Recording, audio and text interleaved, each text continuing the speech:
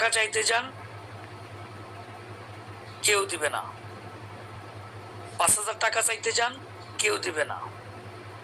বড় একটা প্ল্যান করেন, কাজ করেন, 10 জন এসে বাধা দিবে, সমালোচনা করবে, ক্রিটিসাইজ করবে। এটাই বাস্তবতা। কিন্তু আমাদের করণীয় কি, সেটা আজকে আমরা বসে ঠিক করব। একজন মানুষের জীবনে পেশা সিলেকশনটা সবচেয়ে বেশি জরুরি। সে কোন পেশায় আছে। আপনি জেনে অবাক হবেন, সারা বিশ্বে কর্পোরেটে যত ইনকাম, মানে সারা বিশ্বের ব্যবসা বাণিজ্যের জগতে, কর্পোরেট জগতে যত ইনকাম, তার 80% ইনকাম করে 20% মানুষ। যত ইনকাম হয় তার 80% ইনকাম করে 20% মানুষ, আর এই 20% মানুষকে বলা হয় সেলস রিলেটেড ইনকাম মানুষ। আমি যদি বলি আপনি সেই সেলস প্রফেশনে আছেন, এই সেলস প্রফেশনটা এমন একটা প্রফেশন যেটার শুরু হয় তিক্ততা দিয়ে, যেটার শুরু হয় কষ্ট দিয়ে, যেটার শুরু হয় প্রত্যাখ্যান দিয়ে, যেটা শুরু হয় অবহেলা দিয়ে, কিন্তু যেটা শেষ হয় মিষ্টি হাসি দিয়ে, সফলতা দিয়ে, ভালোবাসা দিয়ে, রেসপেক্ট দিয়ে।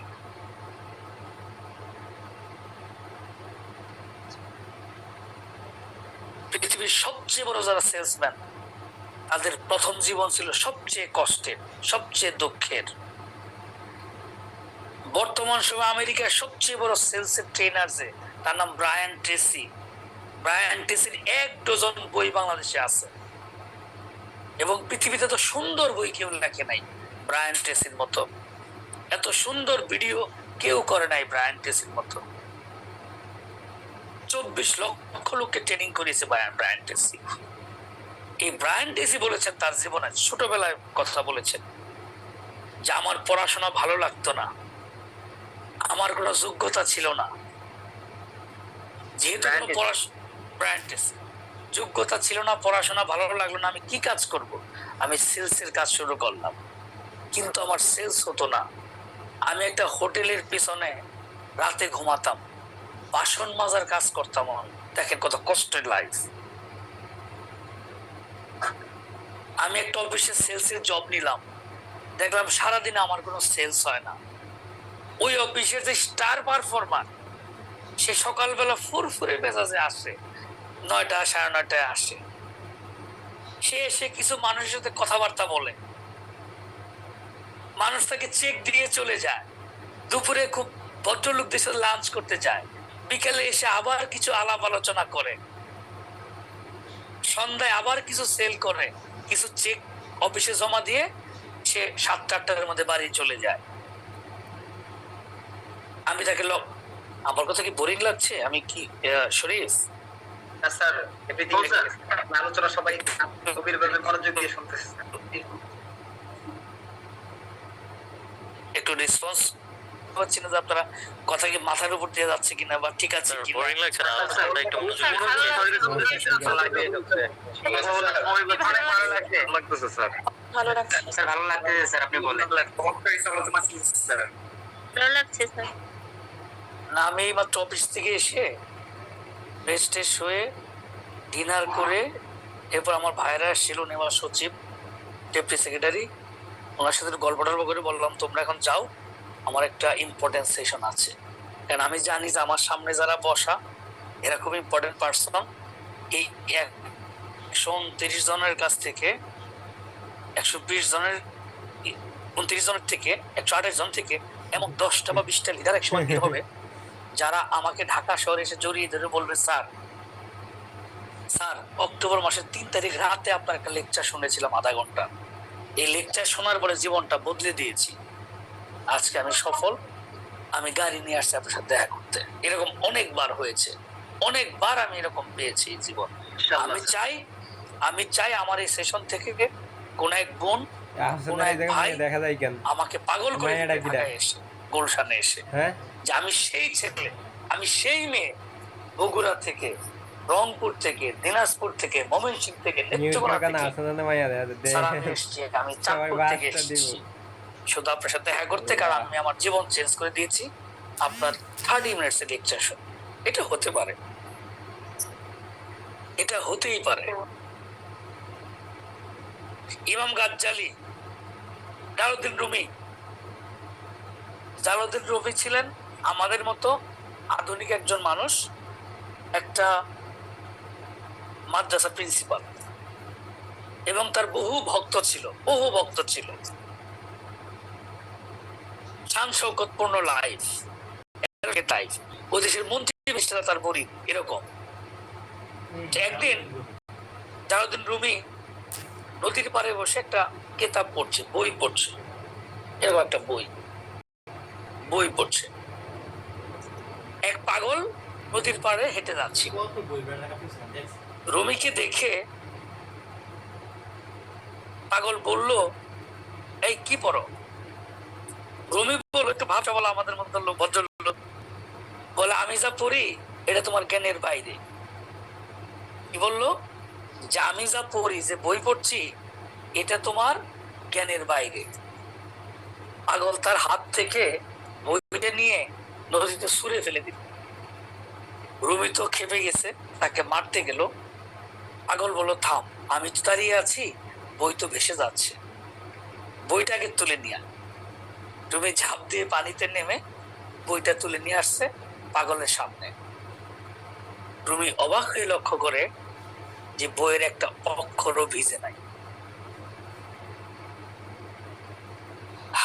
রুমি অবাক হয়ে পাগলকে জিজ্ঞেস করলো, যে এই বই পানিতে পড়লো, নদীতে আমার কাপড় চোপড়, জামা কাপড় ভিজে গেছে, কিন্তু বইয়ের বইয়ের একটা অক্ষর ভিজে নাই, পাতা ভিজে নাই, কিভাবে সম্ভব? পাগল বলল, এটা তোর জ্ঞানের বাইরে। কি বললো? জ্ঞানের বাইরে, জ্ঞানের বাইরে, এটা তোর জ্ঞানের বাইরে, যেটা তোমার জ্ঞানের বাইরে একদম।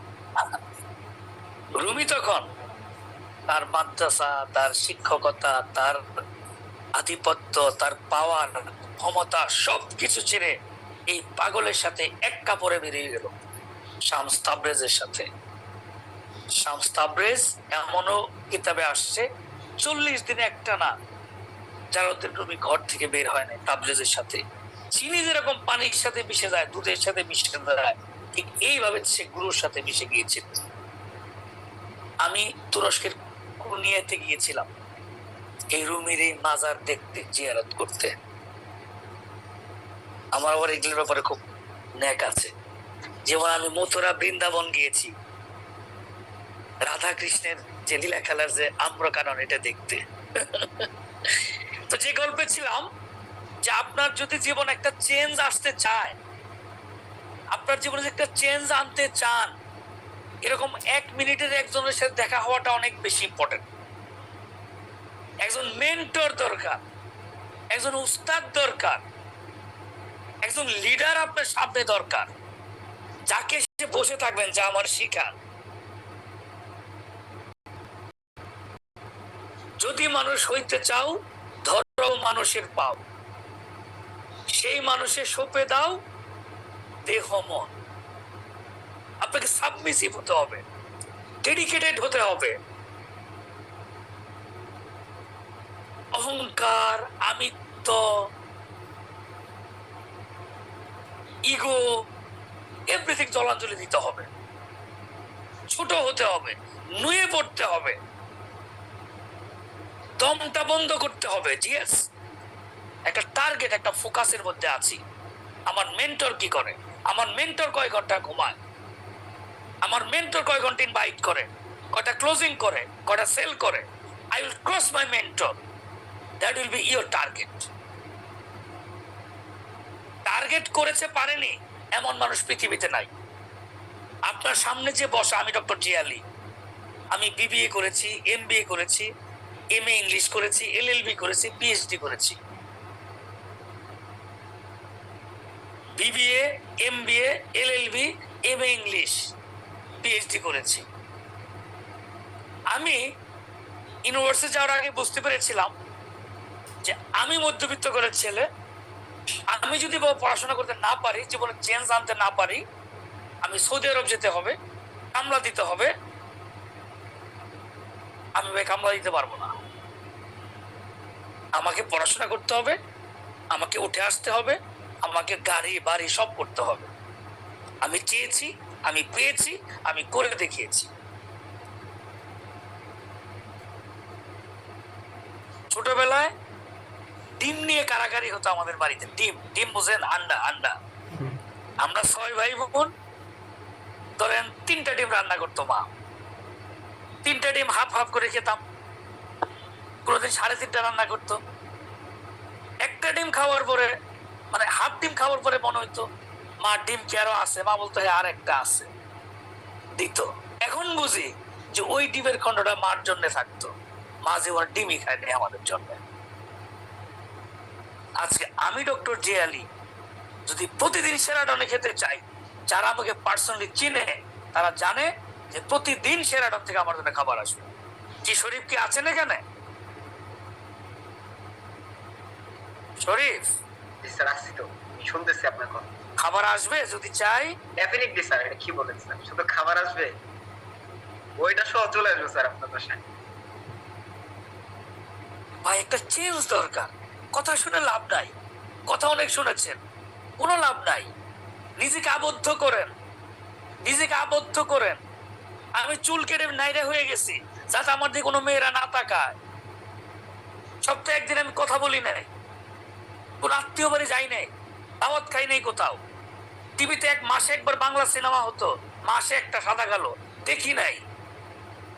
নিজের সাথে নিজের প্রতিজ্ঞা ছিল উঠে আসতে হবে, উঠে এসেছি। অসম্ভব কিছু না। ব্রায়ান টেসির গল্প বলছিলাম। যে মানুষটা তার টিমে সবচেয়ে বড় সফল, তার অফিসে তার কাছে গিয়ে একদিন বসলো বিকেল বেলা, যে ভাই আমার তো সেলস নাই, আমি তো পারি না, আমি কি করবো বলেন? ওই স্টার পারফর্মার বলল তোমার কোনো স্লাইড আছে, প্রেজেন্টেশন আছে? ব্রায়ান টিসি বলে what is slide, what is presentation? বললো না এটা তো হবে না, তুমি কি করতে চাও সেটা রিটেন আমার কাছে নিয়ে আসো, একটা স্লাইড করো, প্রেজেন্টেশন করো। টিসি তাই করলো। একটা সুন্দর পাওয়ার পয়েন্টে তার সেলসের জিনিসগুলো নিয়ে বসলো, প্রেজেন্টেশন দিল, বলে এখন এই প্রেজেন্টেশন তুমি ক্লায়েন্টকে দেওয়া শুরু করো। আর যখন তুমি এটা দিবে তুমি মনে রাখবে যে তুমি পৃথিবীর সবচেয়ে সেরা প্রেজেন্টার, এবং তুমি সর্বোচ্চ মনোযোগ দিবে তোমার সামনে যে বসা আছে তার প্রতি। ব্রায়ান টেসি এই টেকনিক নেওয়ার পরে, বললাম ওনার জীবনীতে বলেছে, আপনাদের কেউ আমার একটা বই পড়েছেন কিনা, শরীফ ইঁদুরের পকেট মানি, এই বইয়ে মনে হয় আমি এই বিষয়গুলো দিয়ে শুরু করেছি। জি স্যার, পড়েছেন। জি স্যার, এই বইটা কি সবাই পড়েছেন এখানে almost? Pocket money, stress management. তাহলে তো এই গল্প আপনার জানা। অনেকেই নতুন তো স্যার, অনেকেই। আচ্ছা, তো যেটা বলছিলাম, দেখেন মানে আপনি চাচ্ছেন চেঞ্জ, আপনি চাচ্ছেন চেঞ্জ, চেঞ্জ চায় না এমন লোক পৃথিবীতে নাই। রাস্তার ফকিরে বলে কোটিপতি হতে চাই, ইয়েস অর নো? ইয়েস। রাস্তার ফকিরে জিজ্ঞেস করেন Yes, sir. ফকিরে বাবা তুমি কি কোটিপতি হতে চাও, বলবো হ্যাঁ আমি কালকে কোটিপতি হতে চাই। এক ফকির এরকম 12 বছর ভিক্ষা করে রাস্তার পাশে, ছোট্ট একটা টাং, এই টাঙ্কের মধ্যে মাথা দিয়ে ঘুমায়, সারাদিন ভিক্ষা করে। এক লোক জিজ্ঞেস করলো যে বাবা যে টাঙ্কের ভিতরে কি? টাং তো বোঝেন, এটা আমাদের গ্রামের মানুষ আমরা চিনি, টাঙ্ক আর টিনের টাং থাকে। টাং কি সবাই চিনেন? জি স্যার, জি। এখনকার যুগে আমি দেখি না টাং, ছোটবেলা। জি স্যার, জি স্যার। আচ্ছা, না এখন তো সব আধুনিক যুগের ছেলে মেয়ে, সব ডিজিটাল। হ্যাঁ, আচ্ছা। তো বললো যে এই টাঙ্কি কি আছে? ফকির বললো যে আমি তো জানি না কি আছে, তালা মারা, চাবি আছে, না চাবি তো না, এগুলো ভাঙ্গেন। ভাঙ্গার পরে তালাটা ভেঙেছে, বাড়ি দিয়ে দেখে ভিতরে সোনার একটা প্লেট। কি ভিতরে? সোনার একটা প্লেট। এই সোনার প্লেট মাথার নিচে দিয়া 12 বছর ভিক্ষা করতেছে রাস্তার ধারে। আপনি বুঝতেছেন অবস্থা? আমার সামনে বসা সবগুলো ফকিরের অবস্থাই তাই। নিজের যোগ্যতা, দক্ষতা, নিজের কোয়ালিটি সবই আছে সবার মধ্যে, শুধু জানা নাই যে শুরুটা কিভাবে করব, চেঞ্জটা কিভাবে আসবে। এটা হবে না, নতুন করে এক্সপ্রেস সেটআপ দিতে হবে, সফটওয়্যার নতুন করে সেটআপ দিতে হবে, পাগল হতে হবে ভাই। পাগল না হলে কিছু আসে না। চণ্ডীদাস রজকিনীকে ভালোবাসে, তার বাড়ির সামনে বড়শি ফেলছে মাছ ধরার জন্য। 12 বছর মাছও ধরে না, বড়শিও তুলে না। হঠাৎ করে রজকিনী জিজ্ঞেস করছে যে এত বছর ধরে বসে রয়েছেন, কোনো মাছ পেয়েছেন? চণ্ডীদাস বলে যে কেবল টিপ দিল আজকে 12 বছর পরে। ভাই এই সময় তো আপনার হাতে নাই। এই চণ্ডীদাসের রজকিনীর সময় নাই আমাদের হাতে। আপনাকে ডিসিশন নিতে হবে আজকে রাত্রে, কাল সকালে ভোরে ঘুম থেকে উঠতে হবে, সব রিটেন ডিসিশন মেন্টরের সাথে বসতে হবে। এইখানে আছেন 122 জন। সকালে সবার আগে বলতে হবে আপনার মেন্টরকে আমার 1 ঘন্টা সময় দিতে হবে, নইলে আপনার খবর আছে। উস্তাদ হওয়া তো সহজ না। আপনি চলে আসেন রাজশাহী থেকে, চলে আসেন রংপুর থেকে, 3 দিন তার সাথে থাকেন, তাকে ফলো করেন, অবজার্ভ করেন, দেখেন খেয়ে না খেয়ে সে কিভাবে কাজ করে।